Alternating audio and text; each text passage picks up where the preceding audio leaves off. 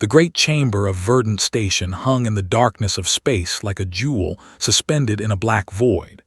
Inside, beings from across the galaxy gathered in a circle of power. The floor was made of crystal that glowed with soft light. The walls showed the names of every species that had ever joined the Galactic Council. Commander Adam Price walked into this chamber with his small team. He was a tall man with hair and a hard face. 20 years of military service had carved lines into his skin. His uniform was simple, not covered in medals like the commanders of older species. He walked straight forward and did not bow or show fear. The council members watched him. They sat in a form that looked like a tower of living crystal. Light moved through their bodies as they thought. The X floated in the air with bodies that seemed to be made of silver mist. They did not have visible eyes, but they saw everything through their minds. The mechanists were machines of metal and circuits. They clicked and hummed as they processed information. There were 20 council members in total. Each one ruled over thousands of worlds and billions of people. Each one had existed for longer than humanity had existed as a species. Price stood in the center and spoke his first words. His voice was steady and clear. He did not try to sound weak or ask for anything with soft words. "Earth is ready," he said. "We ask for a seat on this council as equals." The chamber fell silent. Then they made a sound like breaking glass. It was laughter. Other council members joined in. Even the machines made sounds that were similar to laughter. The ambassador spoke first. Her name was, and she had lived for 4,000 years. She had defeated 12 invasions and brought peace to her people. "You are welcome to ask, human," she said.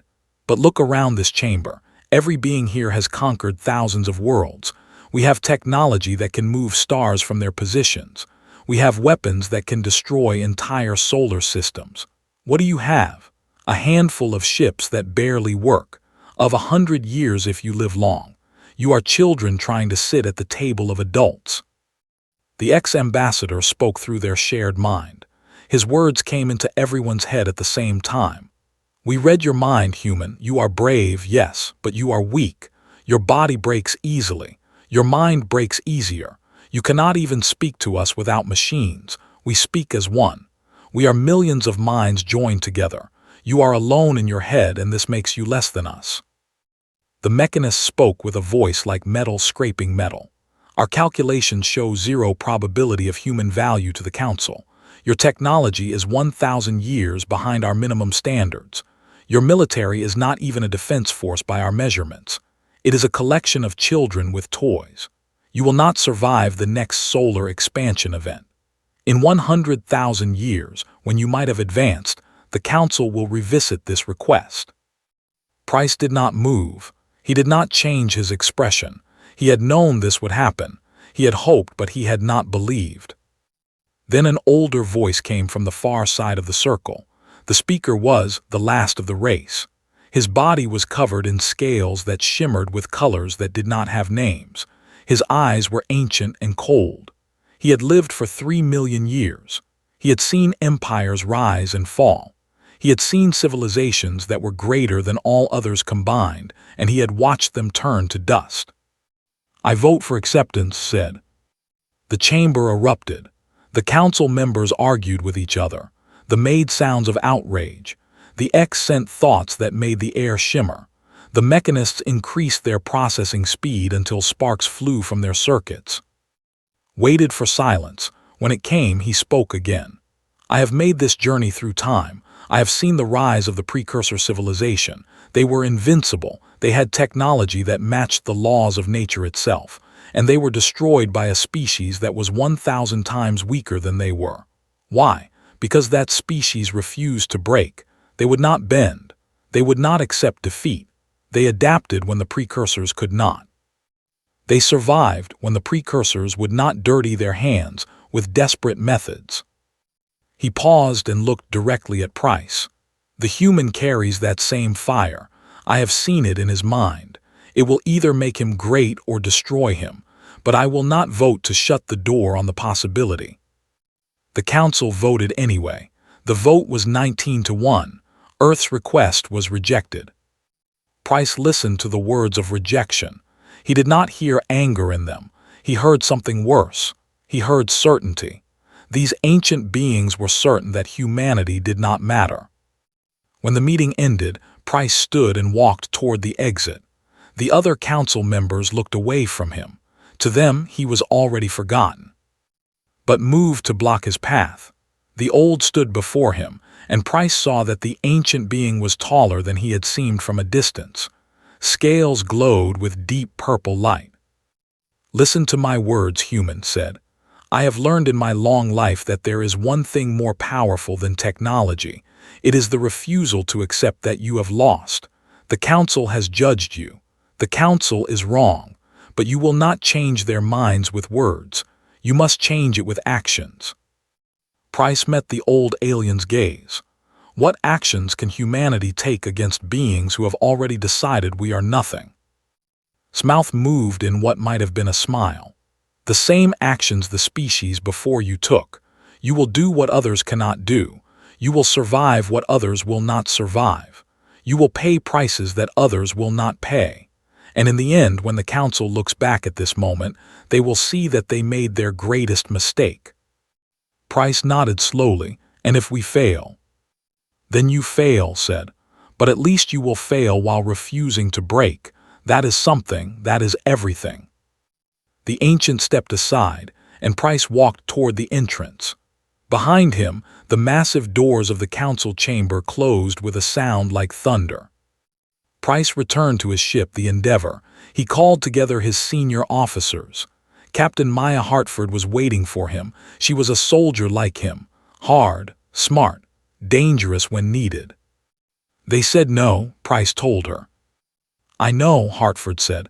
"I can read it on your face, so what do we do?" Price looked out at the stars beyond the station window. In those stars were galaxies full of civilizations that thought humanity was nothing. They were wrong, but they did not know it yet. "We show them," Price said, "no matter what it costs." The Endeavor pulled away from Verdant Station and moved toward the darkness of space. Earth was waiting. The galaxy was waiting. And humanity was about to show the universe exactly what it was truly made of. 6 months passed. In that time, Commander Price received message after message from Earth. They told him to return. They told him that Earth had signed a peace treaty with a neutral zone. They told him that humans would not fight in the galactic wars. But Price did not go home. Instead, he moved the Endeavor to the outer edges of known space and he waited. His crew thought he was insane. They thought he was looking for something that did not exist. Then the sensors came alive. At first, it was just a strange signal, then more signals, then thermal signatures from hundreds of ships moving in perfect formation. The computer showed the energy output of their engines. It was massive. It was impossible. It was coming straight toward the heart of the Galactic Council's territories. Price watched the data scroll across his screen. The fleet was moving at speeds that should have been impossible. It was moving at speeds that the Council said were impossible. "What is that?" Captain Maya Hartford stood next to him. "That," Price said, "is the end of the Council's comfortable life." The invasion came without warning. The fleet hit the outer colonies of the first. The first colony, Prime, had a population of 5 million. When the attacking ships left, 3 million were dead. The rest had fled or hidden. The military responded. They sent their best warships. They sent their most advanced weapons. It made no difference. The attacking fleet was simply better, stronger, faster, more deadly. Within days, the Council sent an emergency message to every species in their network. It was a desperate message. It was a message of fear. "We are under attack by a force identifying as the Dominion. This force has superior firepower and unknown origins. We request all military assistance immediately." The response was slow. The Council had lived in peace for thousands of years. They had grown soft. Their militaries were spread across thousands of worlds, each protecting a single world or a single sector. None of them was built for a galactic war. In the council chamber, the ambassador made a statement that nobody thought they would ever hear. "We are losing. The Dominion is taking our worlds. We do not know how many ships they have. We do not know their true power. We are requesting assistance from any race that can provide it." The X tried to read the minds of the Dominion commanders. They could not. There was nothing to read. It was as if the Dominion had learned to shield their thoughts completely. The mechanists tried to predict the Dominion's next move. Their calculations meant nothing. The Dominion attacked places that made no logical sense. They did not follow patterns. They moved like creatures without rules. They moved like humans. In the second week of the invasion, the Council made a choice that they never thought they would make. They sent a message to the Endeavor. "Human Commander, we request your assistance. We will grant humanity any resource you ask for. We will grant Earth a full seat on this council. We will give you access to our technology libraries. We will do anything. Please help us." Price read the message twice. He did not smile. He did not feel victory. He felt the weight of what was coming. He turned to his senior officers. Dr. Elizabeth Murphy was there, the chief scientist. Lieutenant Colonel Charles was there, the military strategist. Captain Hartford was there, his second-in-command. "This is what we trained for," Price said. "The galaxy thought we were nothing. Now they come to us when they are desperate. We can refuse. We can let them fall." "But we won't," Hartford said. "It was not a question." "No," Price agreed. "We won't, because they were right about one thing. We are different from them. We were built in a world that tried to kill us. That world made us people who will help others even when those others dismissed us. That is what makes us dangerous. That is what makes us human." Price sent a reply to the Council. "We will help you. Send us to the front lines. Send us to the places you are losing. We will do what we can." What came next was the most dangerous deployment in human history. Price selected his best people. Major was chosen, a decorated officer who had led operations in 12 conflicts. Ensign Gregory Lane was chosen, a young engineer who could build things from nothing. He chose soldiers, doctors, and engineers. The Endeavor was refitted with weapons and mechanist armor. It was no longer a science vessel. It became a weapon. The first deployment was to Prime. The colony was burning. Forces held 3 defensive positions. Everywhere else, the Dominion held the ground. When Price's shuttle landed, the commander named looked at him with eyes that had seen too much death. "You cannot hold this world," Price told him. "Your strategy is wrong. You are trying to defend everything. You are spread too thin.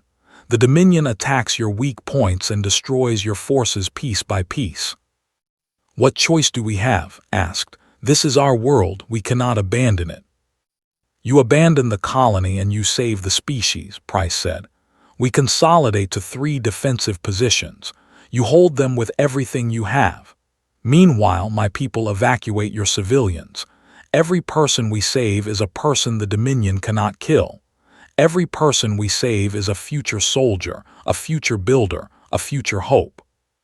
Had lived 4,000 years. He had made many choices. None of them were easy. He made this choice and his world began to change. Price deployed his forces, led the evacuation teams.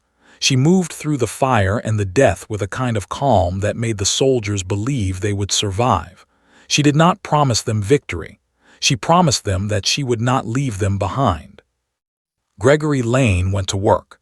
He took destroyed enemy weapons and he rebuilt them. He took wrecked vehicles and he made them functional. He created traps from materials that should not have been able to kill anything. He rerouted power systems to create explosions where the Dominion did not expect explosions. Price placed himself where the fighting was worst. He led soldiers through the ruins. He fought with weapons that felt strange in his hands. He learned that pain was a tool. He learned that fear was useful. He learned that humans were built to survive things that should not be survived. Days passed. The Dominion pressed forward, but they did not break through. The humans held the 3 positions. The evacuation continued. Thousands of lives were saved. Then something happened that nobody expected. The Dominion began to retreat, their fleet from Prime. They moved to attack other worlds. Stood beside Price on the ruins of the colony's capital city. The city was destroyed, but the people had survived. "Why did they leave?" asked. Price understood. The Dominion had expected easy victory. They had expected enemies that would break. Instead, they found enemies that would not break. They found soldiers who would die before they abandoned their people. That was not in the Dominion's calculations. "Because we refuse to lose," Price said, "and that is something they do not understand." The Endeavor received new orders: deploy to a second colony, then a third. Everywhere humans went, the Dominion seemed to have less advantage. Everywhere humans fought, the Galactic Council forces held stronger. In the darkness of space, the Dominion commanders began to understand something that the Galactic Council had never learned. The most dangerous enemy was not the one with the best weapons. The most dangerous enemy was the one who had nothing to lose and everything to prove. The galaxy was about to learn what humans were truly capable of. The colony world of Prime burned behind them as the Endeavor jumped through space to the next battle. Price sat in the command center and reviewed the data from the first battle. They had saved 85,000 people. They had killed 6,000 enemy soldiers. The Dominion had not expected resistance like that. The Dominion had not expected to lose soldiers at all. The second deployment was to Mines Peak, the jewel of the X-civilization.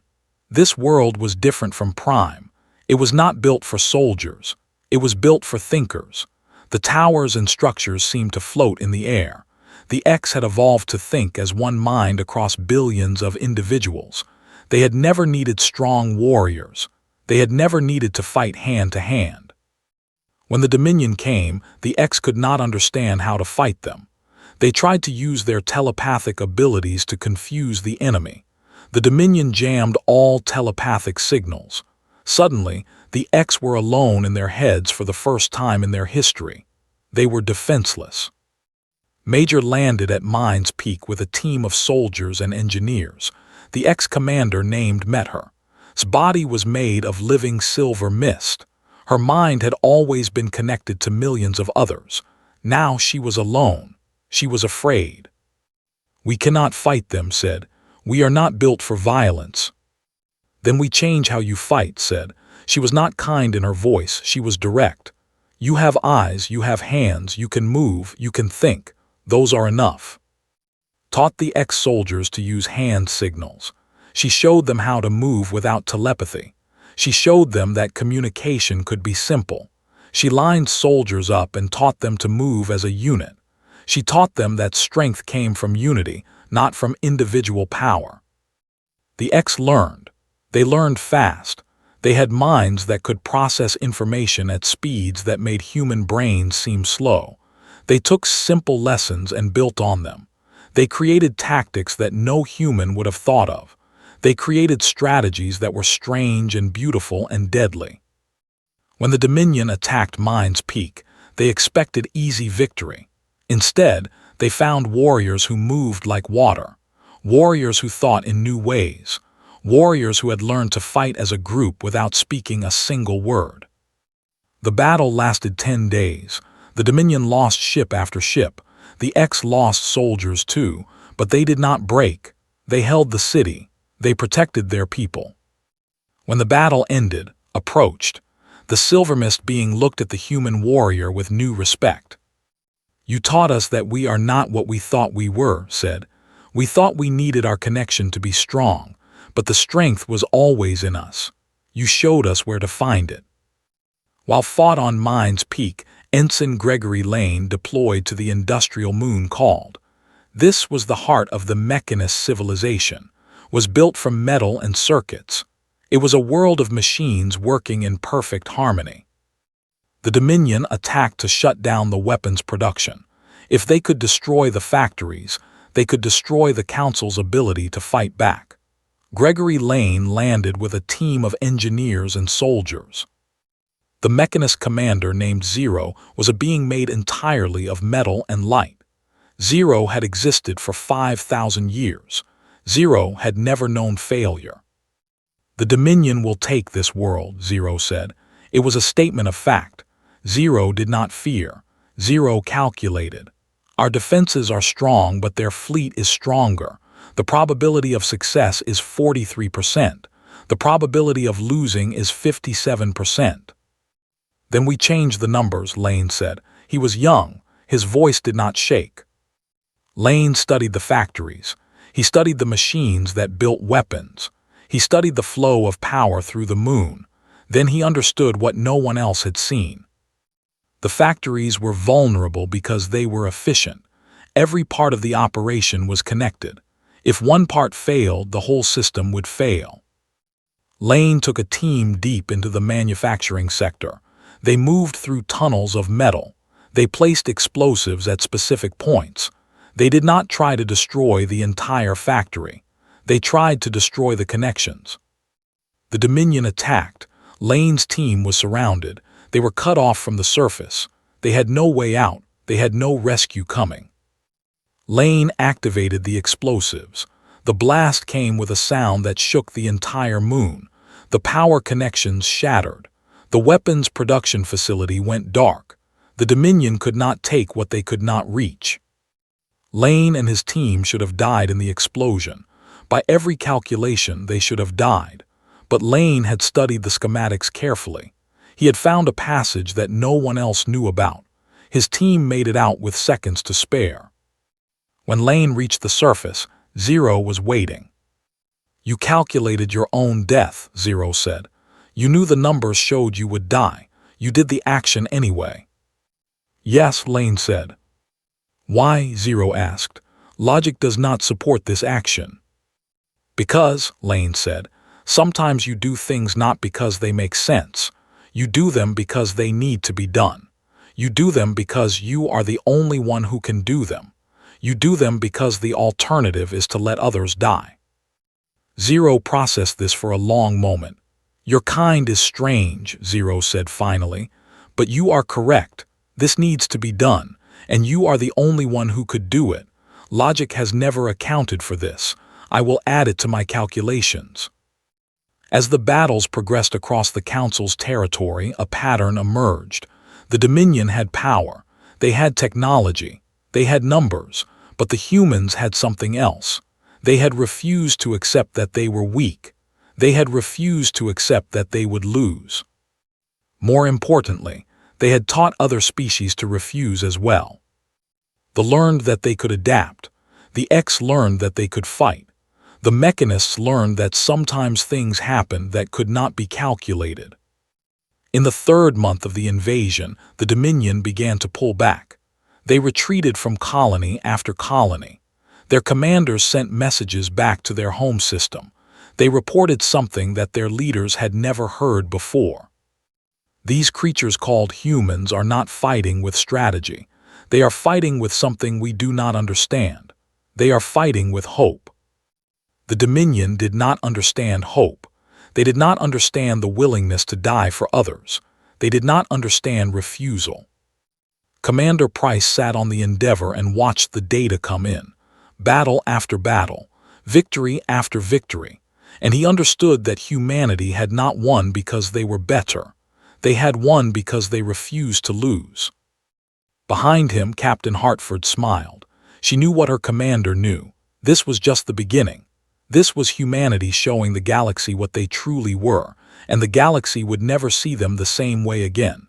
The message came from the Galactic Council through official channels. Commander Price was promoted to Admiral.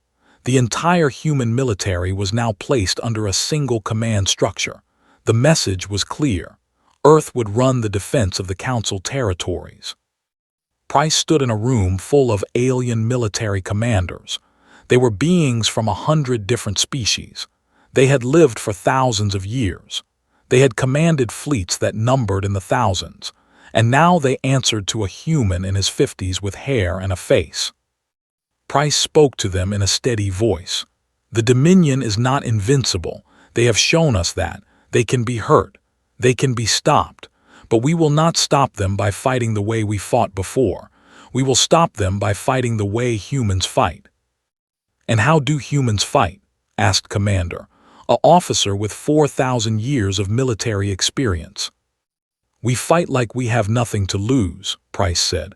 "We fight like our families are on the line. We fight like every life matters.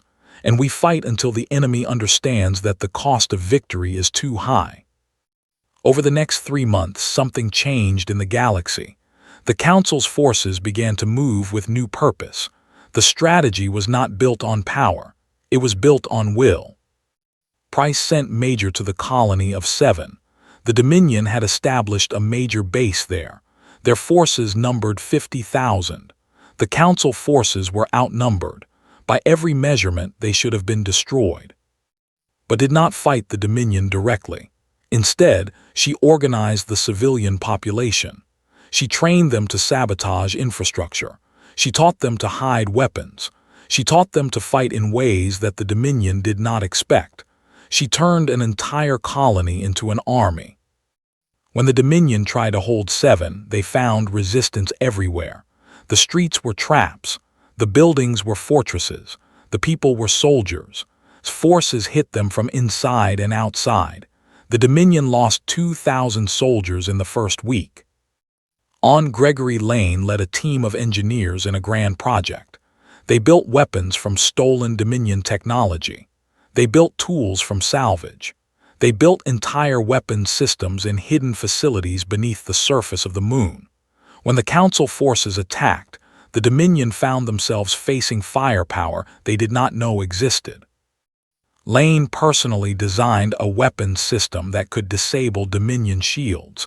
It was built from materials the Dominion considered worthless. It worked. The Dominion lost 8 ships in the battles for. The X-World of Mines Peak became a training center. Soldiers from every species came to learn human tactics.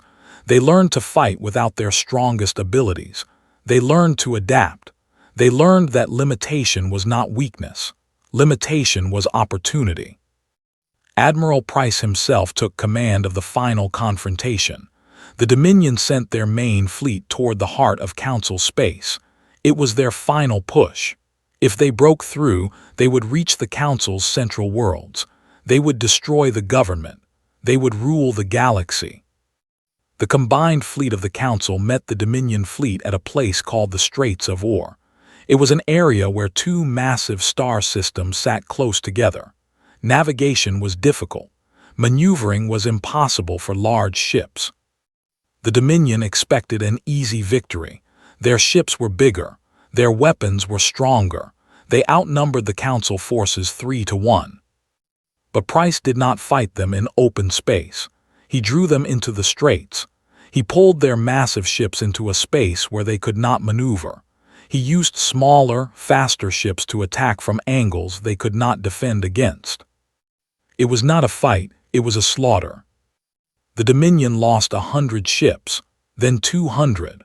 Their commanders tried to retreat, but Price cut off their escape routes. He sacrificed entire squadrons to block their paths. He did things that no logical commander would do. He took risks that should have been suicidal. But it worked. The Dominion fleet broke. It turned and ran. It fled back toward the outer colonies like a wounded animal. Admiral Price stood on the bridge of his flagship as the Dominion forces retreated. Around him, his officers cheered. Captain Hartford approached him. "We did it," she said. "The Dominion is finished." Price did not smile. "No," he said. "We just proved something.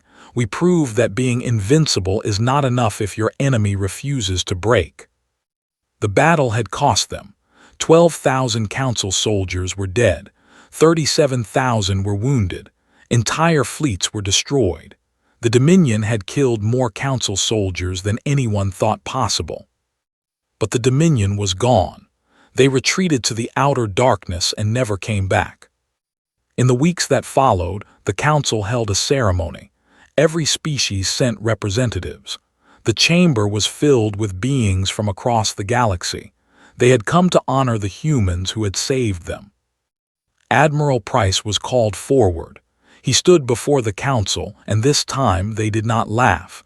They did not dismiss him. They looked at him with respect that came from understanding. They had seen what humans could do. The ambassador stood. She was the same commander who had said that humans were children. She spoke loudly so everyone could hear. "I misjudged you," she said to Price. "I thought your lack of technology made you weak. I was wrong. Your willingness to sacrifice made you strong. You have my apology and my gratitude." The ex-commander spoke through the minds of all present. "You taught us that connection can be broken and we can survive it. You taught us that our strength was not what we thought it was. We will not forget this lesson." Zero, the mechanist commander, processed data and then spoke. "I have calculated the value of human sacrifice. The mathematics show something unexpected. Sacrifice has value that cannot be measured in normal equations. I will restructure my understanding of existence." But it was the ancient who spoke the words that mattered most. He approached Admiral Price and looked at him with eyes that had seen millions of years pass. "I told you that you would show them they were wrong," said. "I did not know you would show them so completely. You have changed the galaxy, human. You have shown us all that we were not as advanced as we thought. We were only comfortable. You have made us remember what it means to fight, what it means to refuse, what it means to be alive." Price looked back at the ancient alien. "We just did what we had to do." "Exactly," said, "and that is why you are dangerous. That is why you are the future." The council voted. The vote was unanimous. Earth became a full member of the Galactic Council with all rights and protections. Humanity had not gained a seat through begging. They had earned it through blood and refusal and willingness to face death. As Price left the council chamber, he knew that the real changes were just beginning. The galaxy would never be the same. Humanity had shown the universe what they truly were, and now the universe would have to learn to live with what they had created. The formal ceremony took place on Verdant Station in the Great Chamber where the rejection had happened months before. The council chamber was full. Every species had sent representatives. They came to watch humanity take its place among the great powers of the galaxy. Ambassador walked into the chamber. She was a woman of 40 years with a sharp mind and harder eyes. She had been chosen by Earth to represent humanity on the council. She did not walk like she was grateful. She did not walk like she was weak. She walked like she belonged. She took the seat that had been prepared for her. It was positioned among the other council members, not above them, not below them. Equal. The council members watched her sit down. Some looked away. Some met her gaze. All of them understood what had changed. The ambassador spoke first. "We welcome the representative of Earth to this council. We welcome humanity as equals, and we apologize for the dismissal that we gave in the past." The X sent their greeting through the minds of all present. Humanity brings something new to this council. Humanity brings the ability to change. We are grateful. Zero offered his calculation. The value of human partnership exceeds all mathematical projections. I recommend that all species study human tactical doctrines and human behavioral patterns. They will provide essential updates to our understanding of conflict resolution. Then stood. The ancient moved forward slowly. His scales glowed with that deep purple light. He held something in his hands. It was an object that gleamed with age and power. "I have something to give to humanity," said. He approached Ambassador and placed the object in her hands. It was a crystal, and inside it information flowed like water. "This is the historical record of the civilization. 3 million years of history, 3 million years of advancement and achievement. I want humanity to understand something. You want to know why I was not afraid of you. You want to know why I believed in you when no one else did. This record will show you why." Took the crystal. She felt the weight of it. She understood that this was not just data. This was the entire history of one of the greatest civilizations that ever existed. That night, Admiral Price sat in a secure room aboard the Endeavour with Dr. Elizabeth Murphy. They analyzed the data from the crystal. They read the history of the They learned how a civilization 3 million years old had nearly conquered the galaxy. They learned that they had been defeated not by invaders from outside, but by their own success. They became comfortable, Murphy said, reading through the data. They stopped fighting, they stopped changing, they stopped adapting, so when a real challenge came, they could not meet it. Price read further. It says here that the species that defeated them were not technologically advanced. They were not numerous. They were just willing to die. They were willing to do things that did not make sense. They were willing to sacrifice. Like us, Murphy said. Yes, Price said. Like us.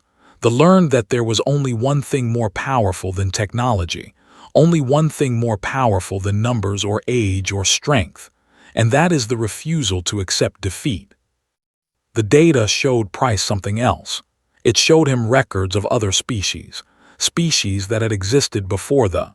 Each one had been powerful, each one had been believed to be invincible, and each one had fallen to species that had something they did not have. That something was the willingness to refuse. The next morning, Admiral Price requested a private meeting with. The ancient received him in a chamber that looked out at the stars. The old alien seemed even more tired than before. 3 million years was a heavy weight to carry. "Why did you give us this?" Price asked. "Because you needed to understand," said. "The galaxy believes that technology is everything. The galaxy believes that age is everything. The galaxy believes that numbers are everything. All of this is a lie. The truth is much simpler. The most dangerous thing in existence is an opponent who has nothing to lose and everything to prove." Price considered this.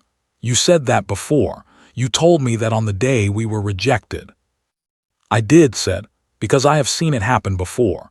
The precursor civilization was invincible, and they were destroyed. Why? Because they had too much to lose. They could not imagine their own defeat. They could not do the desperate things that were necessary. But the species that defeated them could do those things. They could sacrifice themselves. They could accept temporary loss to achieve final victory. They could change." The ancient turned and looked at Price directly. "Humans are rare. Do you understand this, Admiral? In all of my 3 million years, I have encountered 3 species like you. Species that refuse to break. Species that adapt. Species that will sacrifice everything because they believe in something beyond themselves. Those species always shape the galaxy. Those species always change the course of history." "What happened to the other 2?" Price asked. "One became the greatest power the galaxy has ever known," said. "They ruled for 2 million years. Then they became comfortable like they fell. The other species transcended. They left the galaxy and went somewhere we cannot follow. They said they had learned all they needed to learn." Price understood what was telling him. "Which path will humanity take?" "I do not know," said. "That is your choice to make, but I do know that you will make it. Humanity will shape the galaxy's future. This is certain." Over the next weeks, something changed in the galaxy. Humans began to hold positions of power, not because the Council favored them, but because they had proven themselves capable. Humans served as military advisors to every species. Humans trained soldiers across the galaxy. Humans began to change the way the civilized worlds understood conflict and cooperation. But more importantly, humans changed the way the galaxy understood itself. The message spread through the Council worlds. Humans had proven that there was more to strength than technology. There was more to power than numbers. There was more to victory than advanced weapons. Species that had ruled for millions of years began to study human military strategy. They began to study human psychology. They began to understand that they had missed something crucial about what it meant to be alive. They had missed the understanding that willingness to fight could defeat superior firepower. They had missed the understanding that refusing to break could defeat any enemy. And at the center of it all, Admiral Price stood aboard the Endeavour as it prepared to return to Earth. Captain Hartford stood beside him. "We are going home," she said. "We are going home as heroes." No, Price said, looking out at the stars. We are going home as the beginning. We are going home to show Earth what it means to be human.